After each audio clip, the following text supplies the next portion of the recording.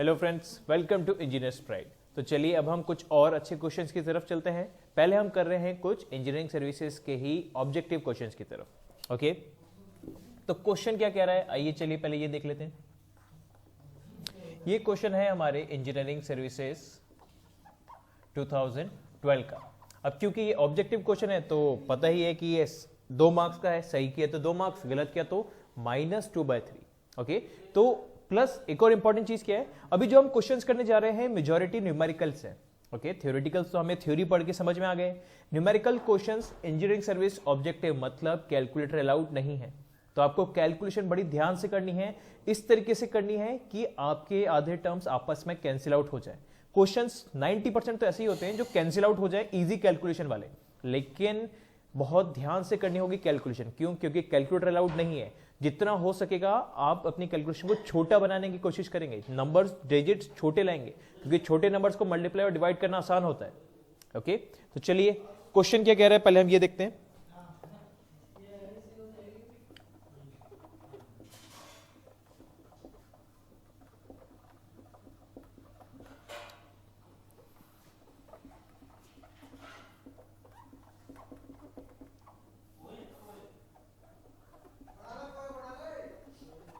In a crank and slotted lever quick reaction mechanism,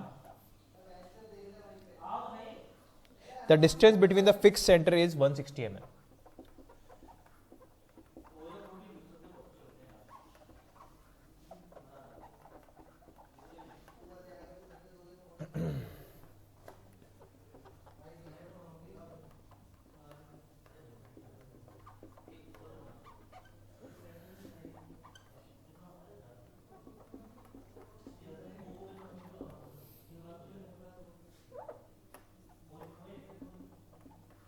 And the driving crank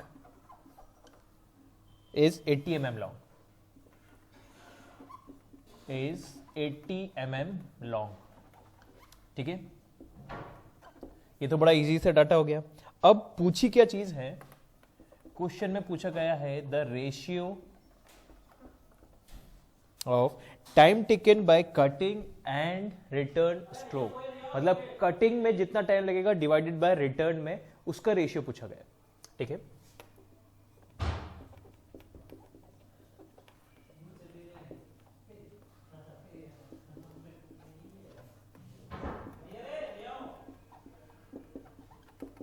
is पहला option 0.5, दूसरा option 1, तीसरा option 1.5, चौथा option 2।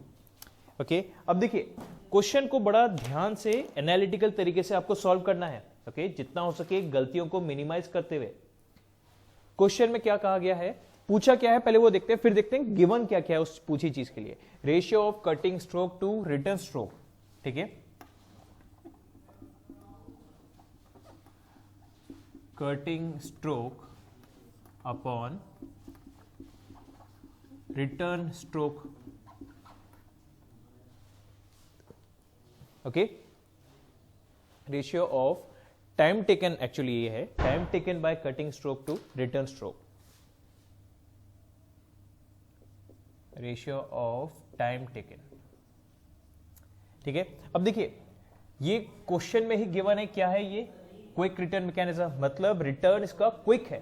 Quick है का मतलब रिटर्न बहुत थोड़े से टाइम में होता है। फॉरवर्ड स्ट्रोक कटिंग स्ट्रोक जिसको हम कहते हैं, forward stroke slow, return quickly. ठीक है, तो अगर हम बात करें time for cutting stroke upon time for return stroke की, तो रिटर्न स्ट्रोक का टाइम कम है, ये ज्यादा, तो ऑब्वियसली एक चीज तो हमें समझ में आ रही है कि ये रेशियो होने वाला है ग्रेटर देन 1। हाँ है ना, तो ऑप्शन ये और ये नहीं हो सकते, इतना हमें समझ में आ गया। अब हम इसको सॉल्व कैसे करेंगे, देखिए time for cutting stroke upon time of return stroke का हमारे पास डायरेक्ट फॉर्मूला है। ठीक है, डायरेक्ट फॉर्मूला लगाने से पहले हम लोग पहले क्या देखते हैं, लॉजिक से देखते हैं। इस क्वेश्चन में बोला क्या गया था, distance between the fixed centres question में दिया हुआ है। ओके, डायरेक्ट फॉर्मूला क्या है, देखिए इस चीज का डायरेक्ट फॉर्मूला ये होता था, टाइम फॉर कटिंग स्ट्रोक के लिए हम बताते थे angle turn during cutting stroke,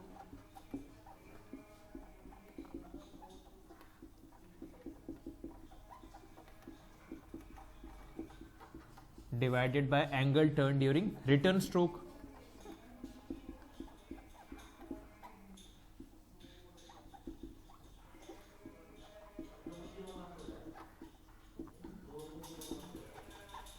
okay अब देखिए angle turn during cutting stroke और angle turn during return stroke, अगर इसको अल्फा मानो तो ये कितना हो जाएगा 360 डिग्री माइनस अल्फा। ओके अब हम जरा डायग्राम देखते हैं। ये अल्फा को ये डायरेक्टली नहीं फाइंड आउट कराएंगे, आपको थोड़ी सी कैलकुलेशन तो कराएंगे। 2 मार्क्स है, ऐसा तो नहीं था कि 1 सेकंड में हो गया। ओके थोड़ा सा कैलकुलेशन किया, ये था हमारा फिक्स लिंक, ठीक है।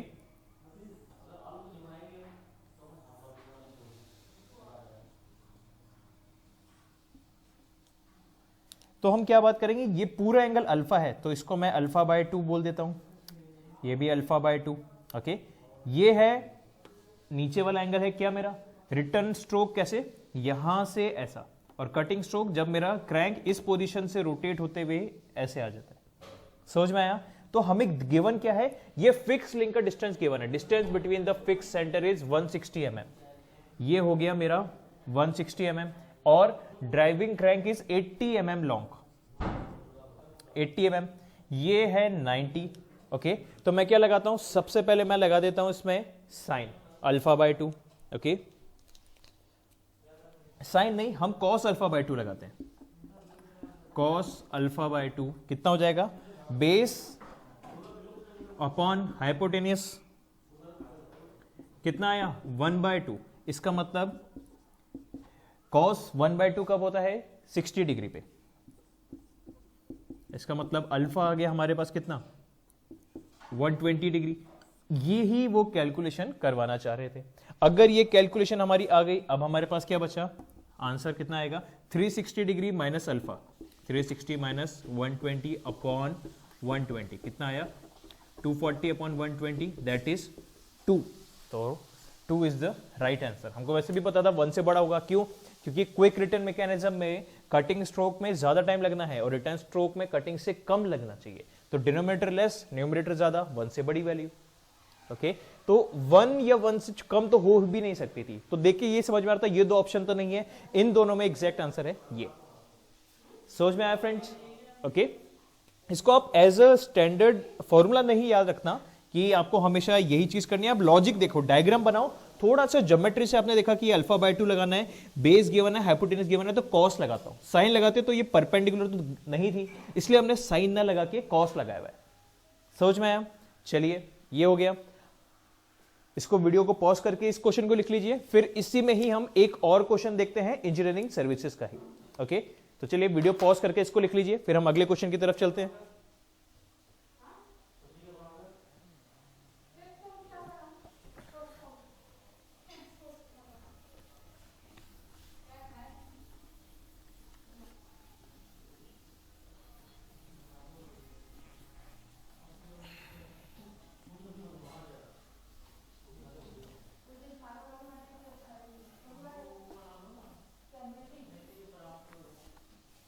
अब देखिए, अब हम चलते हैं हमारे नेक्स्ट क्वेश्चन की तरफ।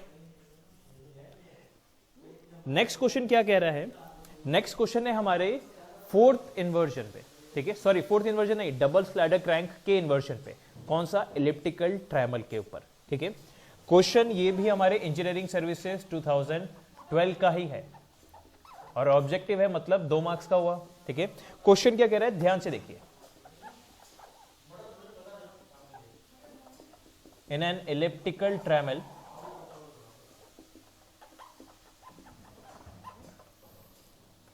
the length of link connecting the 2 slider is 100 mm.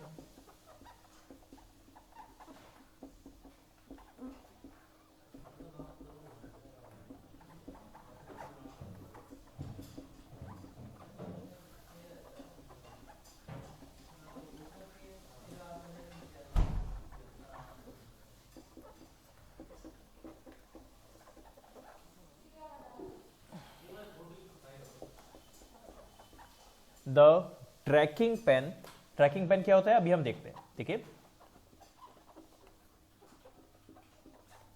Trekking pen is placed on 150 mm extension of this link.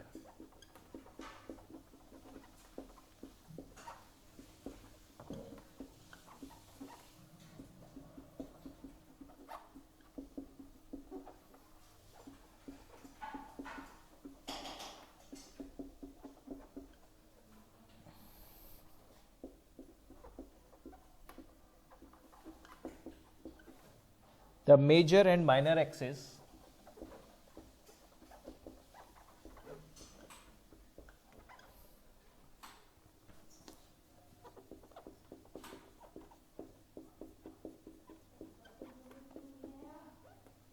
of the ellipse traced by the mechanism would be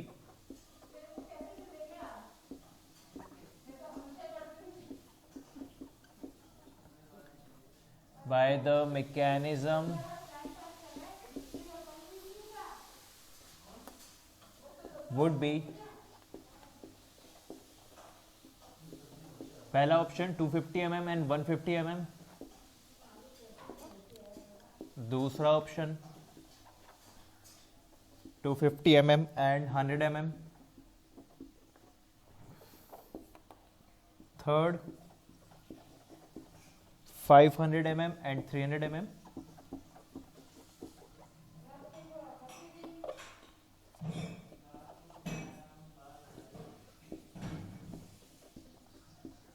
fourth 500 mm and 200 mm. Okay, देखिए ये तो हो गया हमारा question. अब इस question में बात क्या किया गया, एक एलिप्टिकल ट्रायंगल का कॉन्सेप्ट हमारा कैसा लगता था, कुछ इस तरीके से था.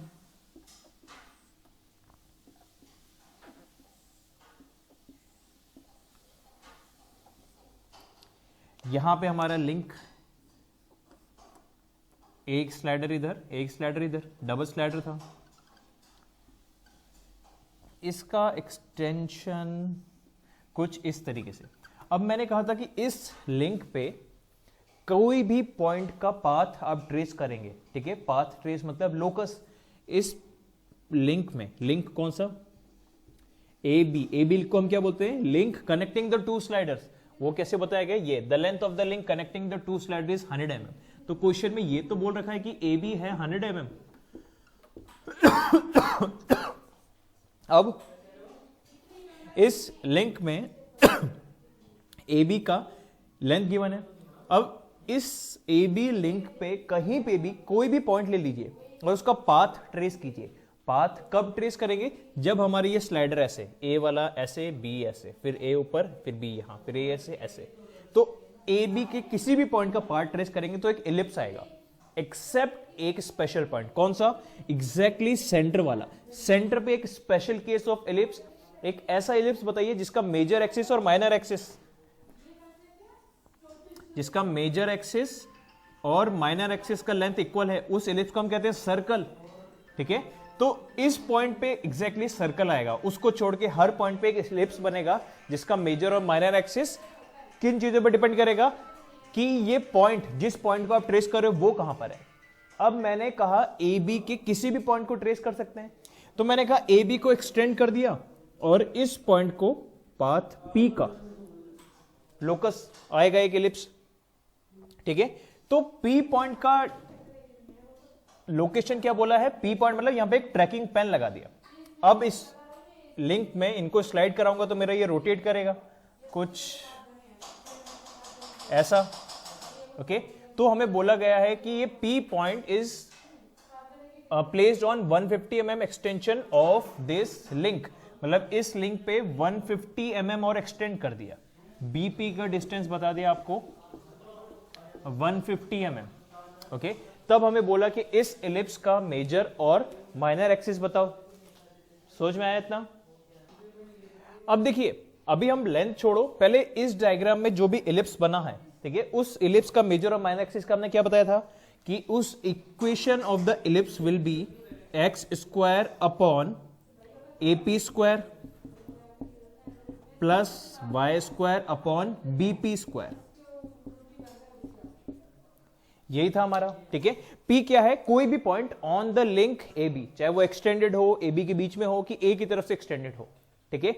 एक पॉइंट का P पॉइंट से डिस्टेंस, दूसरे पॉइंट का P पॉइंट से डिस्टेंस, यही होगा हमारा एलिप्स का इक्वेशन. तो इसके अकॉर्डिंग अगर हम इस वैल्यू में पुट करें, x अपॉन AP क्या होगा, AB प्लस BP, 100 प्लस 150 कितना हो गया, 250 का square plus y square upon BP कितना है, 150 का स्क्वायर. अब जरा एक चीज देखिए, इस इक्वेशन में हमारा AP क्या था, इस इक्वेशन के according AP was semi major axis, ठीक है, मेजर नहीं सेमी मेजर एक्सिस, और BP कितना था हमारा, सेमी माइनर एक्सिस।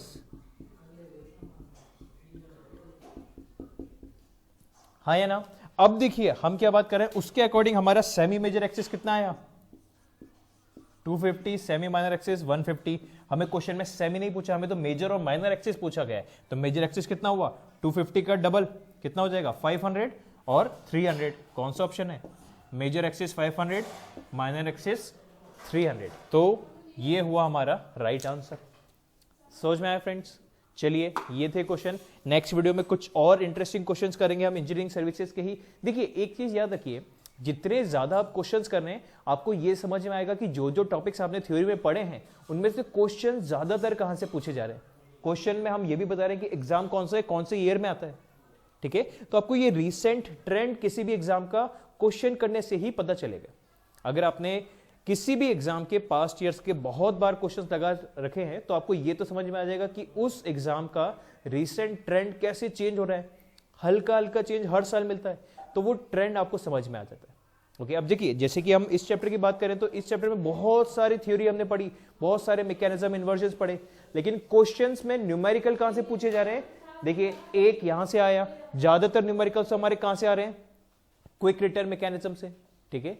कभी स्ट्रोक लेंथ पूछ लेते हैं, कभी हमें क्विक रिटर्न रेशियो दे देते हैं, कभी क्रैंक लेंथ या इस तरह की चीजें पूछते हैं। तो मेजॉरिटी हमको ये समझ में आया कि देखो फर्स्ट चैप्टर में बड़े न्यूमेरिकल ज्यादातर वहां से आते हैं, थोड़े बहुत कभी कभार बहुत डायरेक्ट आ सकते हैं इसमें से भी। इसमें तो कोई बहुत बड़ा लॉजिक नहीं था, डायरेक्ट था, लेकिन आ सकते हैं, इसका इंपॉर्टेंस हमें समझ में आया। ओके, लेकिन ऐसे क्वेश्चन एक ही देखा अभी तक तो मतलब ऐसे क्वेश्चन कम आते हैं। लेकिन अगर हम बात करें क्विक रिटर्न के, तो क्विक रिटर्न के तो भरे हुए, हमने ऑलरेडी कितने सारे क्वेश्चन देख लिए हैं, और भी हम कुछ क्विक रिटर्न के क्वेश्चन है जो अभी तक डिस्कस नहीं हुए, वो हम आगे वीडियोस में करने वाले हैं। तो क्वेश्चंस का इंपॉर्टेंस समझे फ्रेंड्स। तो जितने ज्यादा आप वीडियोस देखते जाएंगे, क्वेश्चंस प्रैक्टिस करते जाएंगे, आपकी कमांड और उस सब्जेक्ट उस चैप्टर की ग्रिपिंग आपकी बढ़ती जाएगी। तो हम कहते हैं ना कि इंपॉर्टेंट चीजें पढ़ लो, तो ये इंपॉर्टेंट चीजें कौन सी होगी, यही होगी। समझ में आया। चलिए अब वीडियो पॉज करके इतना पार्ट लिख लीजिए, फिर हम नेक्स्ट वीडियो में और कुछ अच्छे क्वेश्चंस को डिस्कस करते हैं। Okay friends.